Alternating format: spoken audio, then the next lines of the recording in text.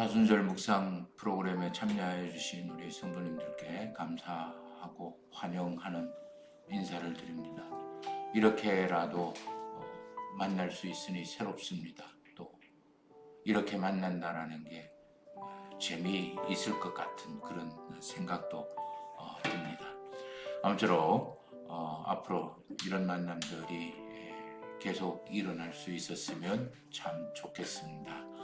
우리 기도하고 시작하겠습니다. 하나님 아버지, 우리에게 새로운 길을 가르쳐 주심을 감사합니다. 또한 새로운 길을 걸어가면서 동역자를 주시니 감사합니다. 함께 깨닫고 깊어가는 믿음의 길을 되게 하여 주옵소서. 예수님의 이름으로 기도드립니다. 아멘.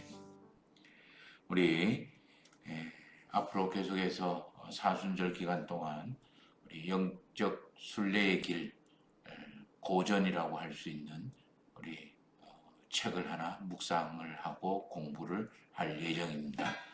어렵다는 이야기도 들립니다. 그러나 함께 정리하는 기분으로 매주일 한 주 읽은 분량을 제가 정리하고 질문을 던지고 해결책을 전해드릴 겁니다.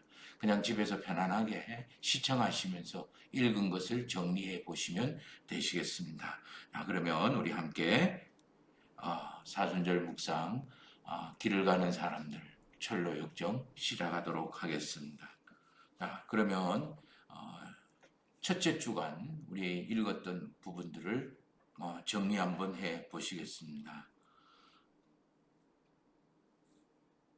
신앙은 길을 가는 것이다라는 거예요.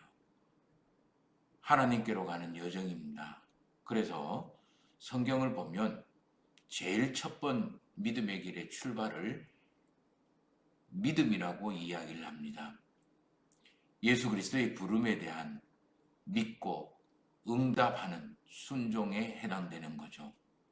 그리고 그러한 믿음의 여정은 그 길 끝에 바로 완덕이라는 덕의 완성에 있습니다.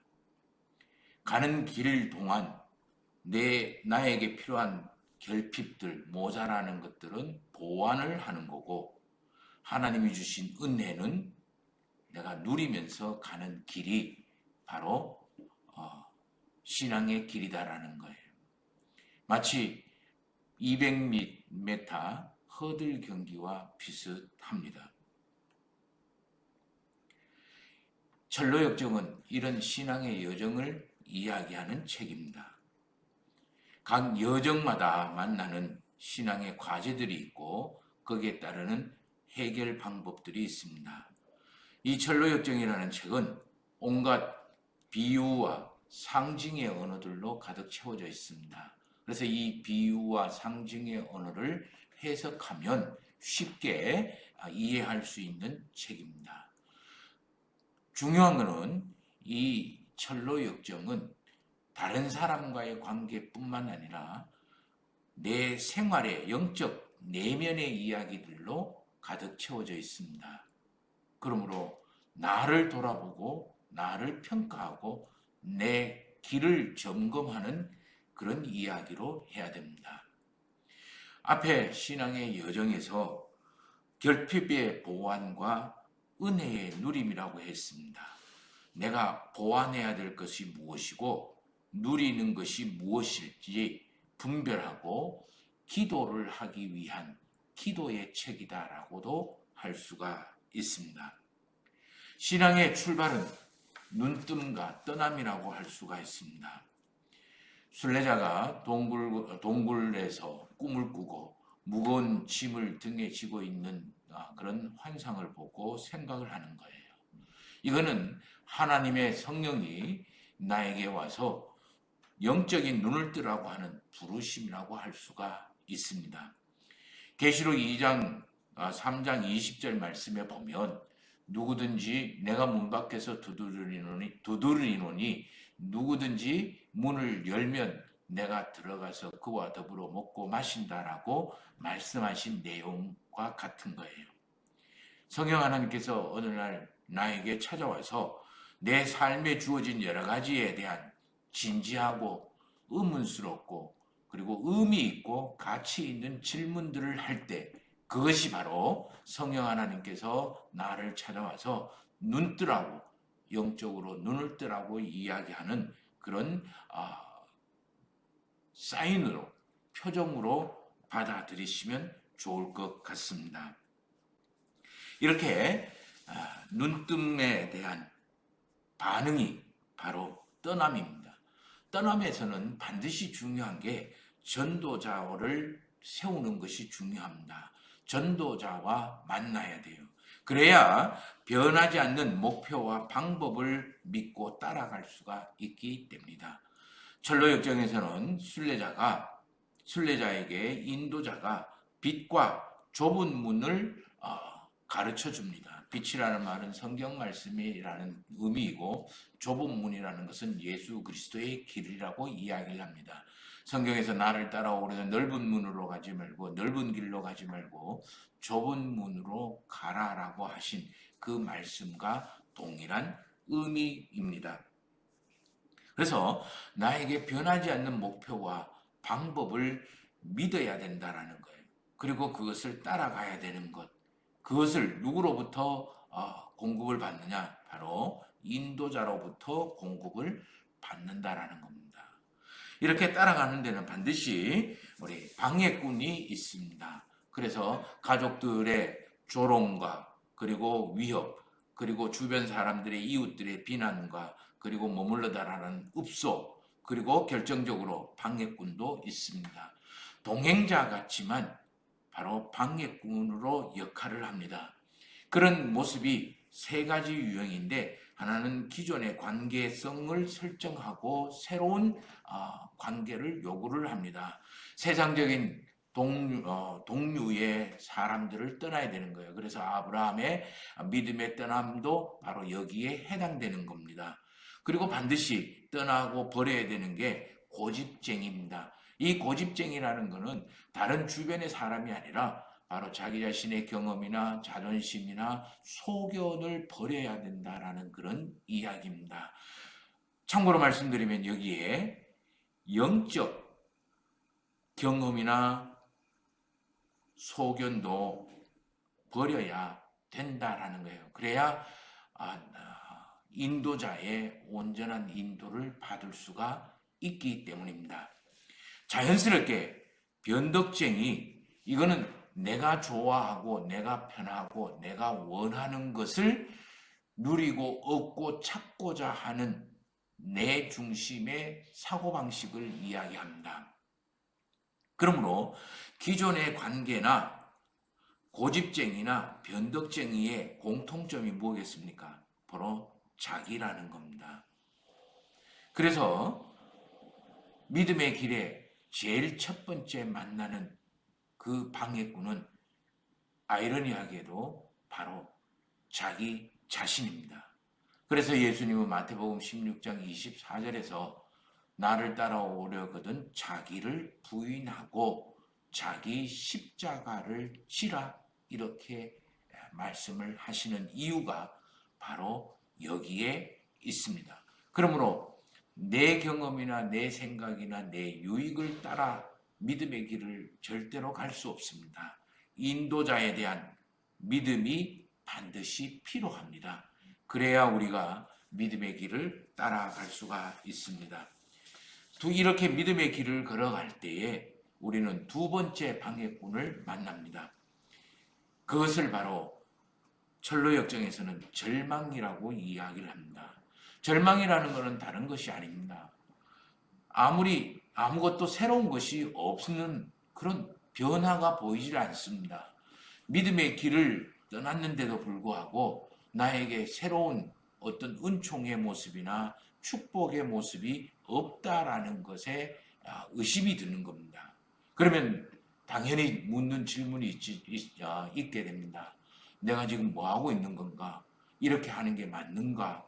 이거 내가 정말 바른 선택을 하고 제대로 길을 가고 있는가? 수많은 의심의 수렁에 빠지게 됩니다. 이것을 철로역정은 바로 절망의 수렁이라고 이야기를 합니다. 누구에게나 다 있는 그러한 절망입니다. 의심입니다. 이거는 지극히 정상입니다. 이것이 없는 사람이 오히려 이상한 겁니다. 이것은 하나님께서 우리에게 믿음의 확고함을 만들기 위한 하나님의 방법일 뿐입니다. 그래서 믿음의 없음을 고백하고 믿음의 분명한 믿음을 달라고 기도할 수 있어야 되는 거예요. 그리고 또 하나, 내가 이런 것 때문에 안 되고 저런 것 때문에 못하고 이것 때문에 없다라고 이야기하는 자기 변명과 자기 합리화를 이길 수 있어야 되는 겁니다.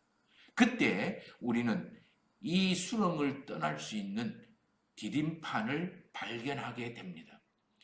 의심과 절망의 수렁에 빠져 있을 때는 이 디딤판이 보이지를 않습니다. 그러나 믿음의 기도를 시작하면 이 디딤판이 서서히 보이기 시작하고 이 디딤판을 딛고서야 우리는 절망의 수렁에서 빠져나올 수가 있습니다. 세 번째 방해꾼이 있습니다. 이건 바로 세상에서의 지혜자입니다. 때로는 종교적인 행위나 때로는 선한 처세적인 모습이나 내 선함이나 그리고 내가 이 정도 하면 됐지 뭐라고 하는 그런 자기 만족이나 또는 세상의 법을 신실하게 지켜서 선하고 착하게 살면 되는 거 아니냐? 인생 성공한 인생이 아니냐? 잘 사는 것이 아니냐라는 생각입니다. 물론 이거는 자기 생각입니다. 그래서 어떤 종교적인 행위를 성실하게 수행을 하고 도덕적이고 윤리적인 생활을 충실히 하고 그러면 자연스럽게 자기 자신의 의로움과 선함이라는 만족감에 취해서 살아가는 그런 겁니다. 여기에 세상의 지혜자의 순례자도 이 세상의 지혜자의 집에 들어가서 율법주의의 집에 들어가거나 또는 도덕 윤리 마을 속에 들어간다라는 도덕 윤리 마을에 들어가게 되는 근본적인 이유가 바로 여기에 있습니다. 그러나 우리 중요한 것은 우리에게 필요한 것은 하나님이 주시는 위로이지 내가 만든 위로가 아니다라는 거예요. 내 자기 자신의 행위로 인하여 생기는 위로, 안도감 또는 만족감 이것을 구원으로 또는 신앙으로 착각하면 안 되는 거예요. 그래서 우리에게 가장 필요한 것이 바로 분별의 지혜가 필요합니다. 이건 역시 기도로 청원을 해야 되는 하나님께 청원해야 되는 그런 사항입니다.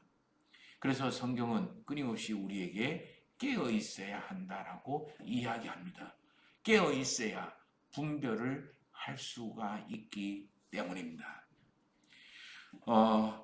첫 번째 우리 정리되어야 될 것은 바로 이 세 번째 방해꾼까지입니다.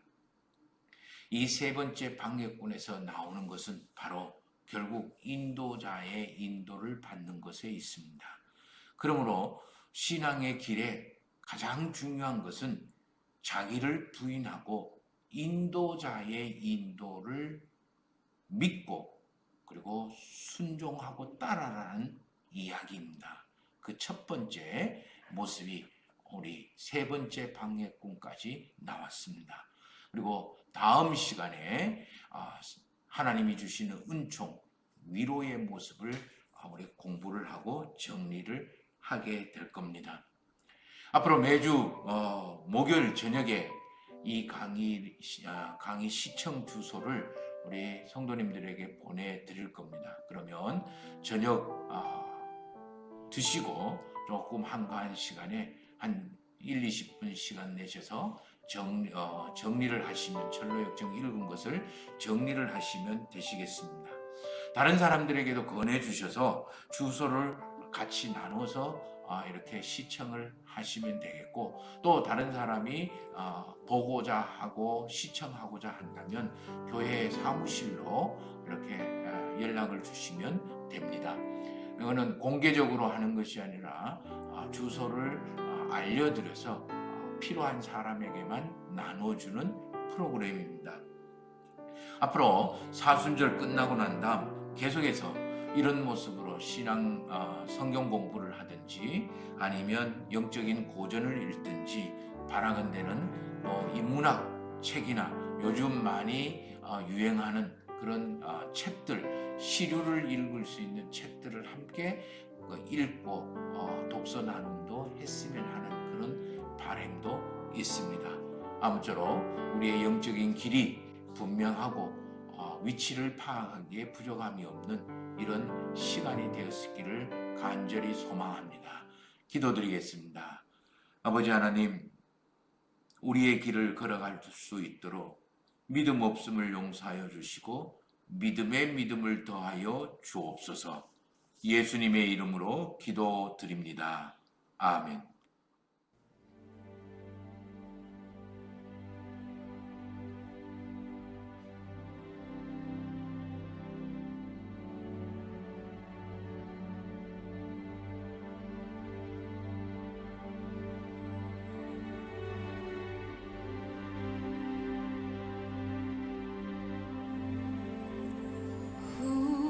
우물가의 여인처럼 난 구했네. 헛되고 헛된 것들을 그때 주님 하신 말씀, 내 샘에와 생수를 마셔라.